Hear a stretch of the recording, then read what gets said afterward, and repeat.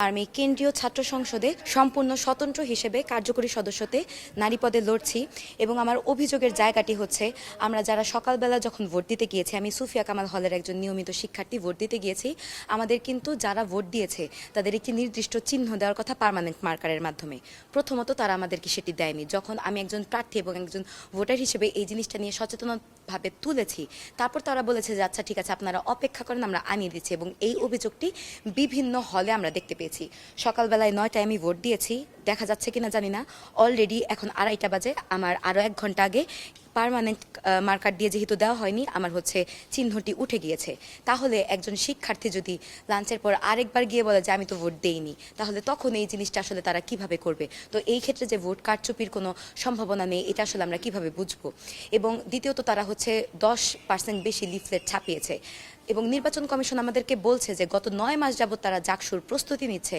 তারা যদি 10% বেশি লিফলেট ছাপাতে পারে, তাহলে তারা কেন প্রত্যেকটা প্রার্থীর জন্য পার্মানেন্ট মার্কারের ব্যবস্থা করে তাদেরকে চিহ্ন দিতে পারবে না? যেহেতু খুবই কনসার্নের একটি বিষয়।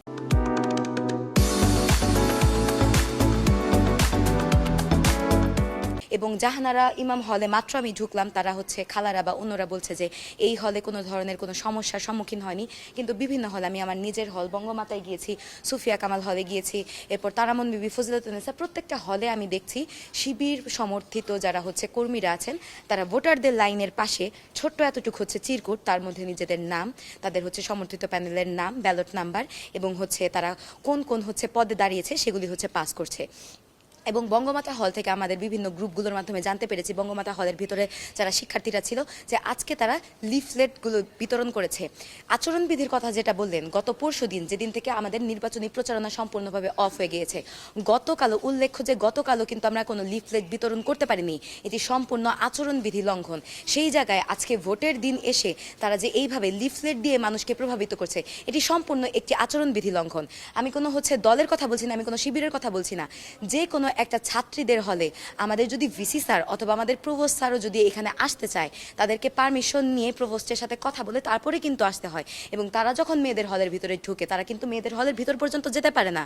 একজন খালা বা হচ্ছে একজন কর্মচারী তাদের পাশে থাকে, যিনি ঘন্টি বাজাতে বাজাতে যান। যে কোনো একজন ছেলে মানুষ আসলে সেইখানে কিভাবে ছাত্রদল হোক অথবা শিবির সমর্থিত কোনো হচ্ছে প্রার্থীরা হোক, তারা কিভাবে একটা মেয়েদের দলে একজন ছেলে হয়ে ঢুকতে পারে? তারা যদি অস্বীকার করে, সেটা আসলে আমাদের করার কিছু নেই।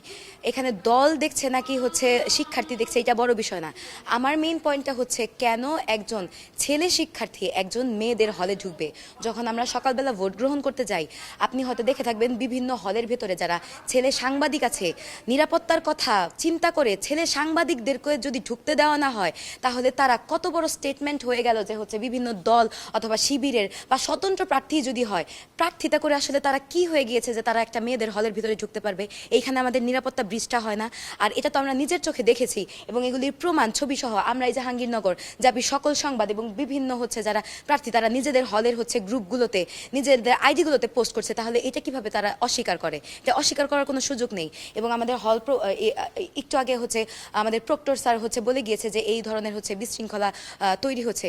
তো এই ধরনের বিশৃঙ্খলা তো অবশ্যই তারা তৈরি হবে যদি তারা নির্বাচন কমিশন এবং প্রশাসন এর বিরুদ্ধে কোনো শক্ত স্টেপ না হয়। এখন যদি এই সব কারণে যে কোনো একটা বিশৃঙ্খলা সৃষ্টি হয় এবং ভোট গ্রহণ যদি বন্ধ থাকে, তাহলে আমাদের মতো যারা স্বতন্ত্র প্রার্থী, কোনো প্যানেলের আন্ডারে না, যাদের নির্দিষ্ট কোনো ভোট নেই, যাদের আশা ভরসা শুধুমাত্র সাধারণ শিক্ষার্থীরা, তারা তো আসলে এই জাকসুকে প্রশ্নবিদ্ধ করবে।